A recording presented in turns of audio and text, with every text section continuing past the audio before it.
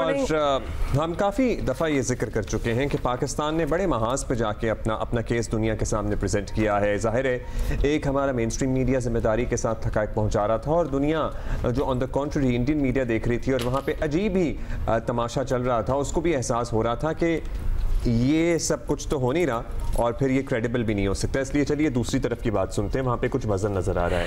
मतलब एक बड़ा सर्कस बना हुआ था और इंटरेस्टिंग बात ये है कि एक होता है कि आप मुंह बंद रखें तो आपके बारे में ना पता चले, लेकिन मुंह खोलें तो आप एक्सपोज हो जाएं। तो इंडिया ने जब अपना मुंह खोला और उनके कंटेंट क्रिएटर्स ने जब लिटरली वो सामने आए तो हमने तो हाथ ही जोड़े कि भैया तुम लोग तो चुप करके बैठे ही रहते, तो शायद हम तुम्हें कुछ मान लेते, लेकिन I think that really went south for them.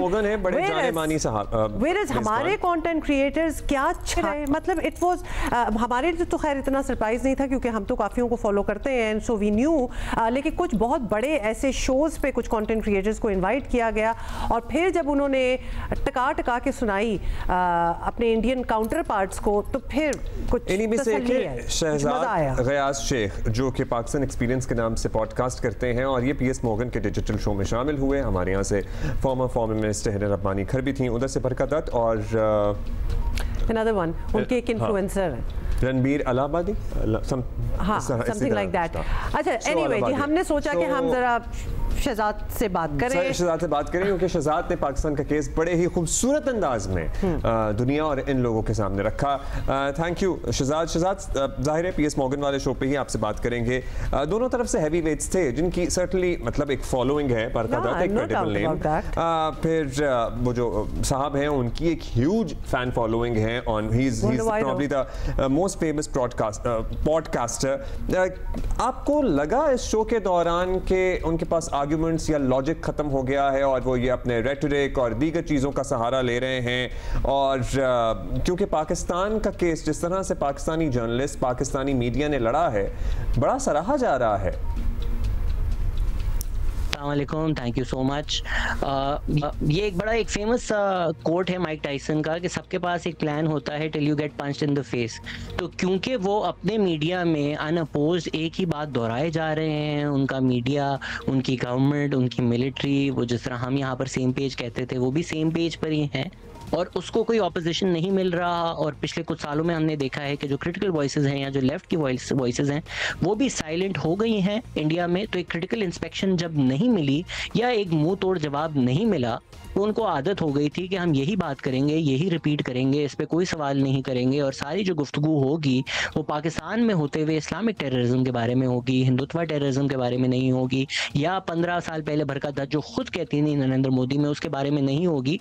तो इसीलिए उनके वो जो चौंके हुए चेहरे आपको नजर आ रहे थे वो इस वजह से आ रहे थे कि उनके ज़हनो गुमान में ये नहीं था कि अगर आप हमारे बारे में कुछ कहेंगे तो आपके अपने बारे में भी कुछ सुनना पड़ेगा। बिल्कुल, मतलब even for us across the border बड़ा ही डिसअपॉइंटिंग। कुछ लोगों का तो एकदम से असली चेहरा देखना हमारे लिए भी यकीनन शहजाद बड़ा डिसअपॉइंटिंग था। अच्छा ये बताएं कि पहलगाम से लेकर अब तक हमने देखा कि पाकिस्तान की क़यादत, mainstream electronic media, social media, content creators, आप जैसे लोग, आम लोग भी सभी बड़ी मैच्योरिटी का मुजाहरा करते नज़र आए। जंगी हिस्टीरिया ढूंढने से भी नहीं मिला। तो इतनी टेंशन में भी पाकिस्तानी इतने जिम्मेदार लोग साबित होंगे, आपको अंदाजा था? सच बताऊं तो मुझे अंदाज़ा नहीं था, लेकिन मुझे बहुत फ़ख्र है हमारे मुल्क के ऊपर क्योंकि हम अगर मीम्स भी देखें तो जो पाकिस्तानी मीम्स हैं उनमें एक लुत्फ़ है, उनमें एक मज़ा है, उनमें कल्चरल रेफरेंसेस हैं। कभी कभी हम अपना ही मजाक उड़ा रहे हैं। इंडिया में भी कई ऐसे जो ट्वीट्स वायरल गए हैं जिसमें मुझे बहुत ज़्यादा दुख हुआ कि एक तो उनका जो गोदी मीडिया है वो खुशियाँ मना रहा है कि पूरा का पूरा कराची तबाह हो गया, लेट अलोन हम खुशियां मनाएं। हम में से किसी ने चाहा भी नहीं कि दिल्ली तबाह हो या मुंबई तबाह हो। जो इंडिया में भी मतलब हमारे शहीद हैं उनकी मीम्स को इस्तेमाल किया जा रहा है।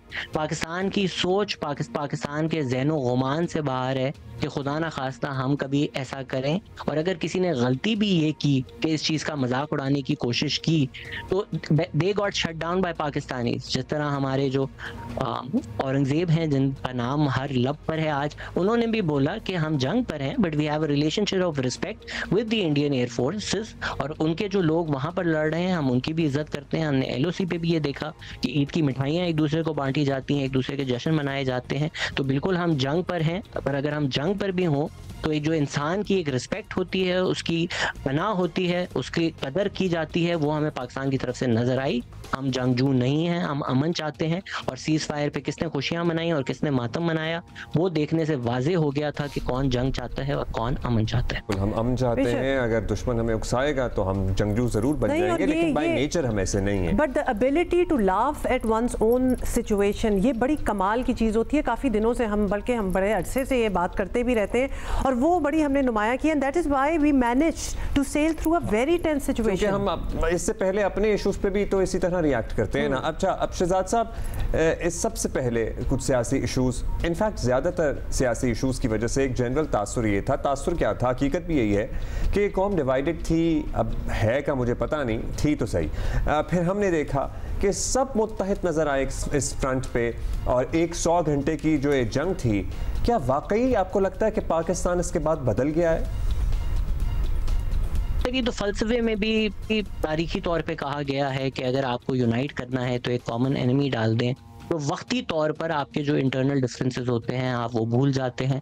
मैं खुद एक बहुत बड़ा नाक़दीन हूँ हमारी हुकूमत का, हमारी रियासत का, लेकिन जब दूसरा इंसान जहाज़ लेके आपके ऊपर बमबारी कर रहा हो तो कौन सी हुकूमत कौन से फॉर्म से आई है वो वक्ती तौर पर इम्पोर्टेंट नहीं रखती। और अगर किसी सियासी पार्टी ने ये बयानियाँ आम करने की कोशिश भी की गई, it did not have an audience for it, because right now it did not matter कि हमारे जो प्राइम मिनिस्टर हैं वो कितने इलेक्ट हुए, कितनी सीट जीती। Right now what mattered was our existence was at stake and we needed to defend that.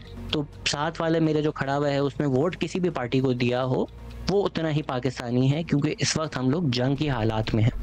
अच्छा, बिल्कुल आपने सही कहा शहजाद, लेकिन अब ज़रा we need to do some introspection as well, क्योंकि हमने ज़रा आगे भी बढ़ना है। कुछ हमने अपने अंदर भी तब्दीलियाँ और बेहतरी लानी है। तो बताएं कि इंडिया के साथ मामलात जो हैं उनमें आगे तो बढ़ना है, लेकिन पाकिस्तान को तरक्की याफ्ता बनाने के लिए बहैसियत माशरा ख़ुद भी शिद्दत पसंदी वगैरह ऐसी चीज़ें जो हैं वो उनसे हमें जान छुड़ानी है अपनी। तो एक नए माशरे की तश्कील में किसका क्या किरदार होना चाहिए, इसके बारे में आप क्या सोचते हैं? 100% मेरे ख्याल से जो भी ये एक एक्सट्रीमिज्म प्रमोट करता है, जो इंडिया ने या इंडियन मीडिया ने किया जंग के हालात में, it should serve as a lesson to us कि अगर आप एक एक्सट्रीमिस्ट आइडियोलॉजी मीडिया के थ्रू, वन पेज गवर्नमेंट हुकूमत के थ्रू हर घर घर में लेके जाएंगे तो वक्त आने पर वो हर किसी को अपना दुश्मन देखेंगे और उसको मारना चाहेंगे और उसकी लाश पे खुशियां मनाएंगे। तो अगर पाकिस्तान ने भी कभी एजुकेशन को यूज़ करके, कभी मीडिया को यूज़ करके इस तरह का बयानिया रखा है आगे कि अगर किसी भी मजहब का इंसान, किसी भी रंग का इंसान आपका दुश्मन है और इसको मारने से ही हमारी बका है और इनका जब कत्ल हो जाएगा तभी पाकिस्तान की उस चीज़ में तरक्की होगी। इस चीज़ से ज़्यादा पाकिस्तान को कोई चीज़ नुकसान नहीं देती। हम इकोनॉमिकली जितने भी तरक्की कर लें, अगर श्रीलंका से एक मैनेजर आके पाकिस्तान में काम नहीं कर सकेगा तो कोई दुनिया का इंसान हम में इन्वेस्ट नहीं करना चाहेगा। तो we have to get our house in order before we invite guest. मेहमान बुलाने से पहले भी घर साफ करना पड़ता है। ये सारे डिस्कशन हमारे इंटरनल इश्यूज हैं, इनको जवाब बनाकर पाकिस्तान को कोई और मुल्क बॉम्ब नहीं कर सकता।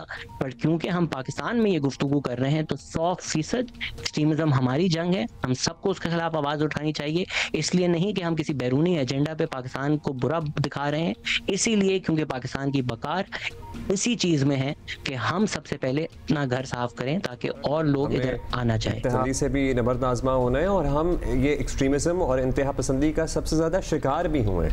मतलब हम खुद शिकार हैं, हम we have been a victim of it. Can I just add here कि हम टॉप टू बॉटम अगर पाकिस्तान में देखें, मतलब हर ज़बान, हर रंग, हम तो खुद माशाल्लाह इतने वेरिड, इतने कलरफुल लोग हैं कि हमारे यहाँ तो डिविजन इस किस्म की होनी ही नहीं चाहिए।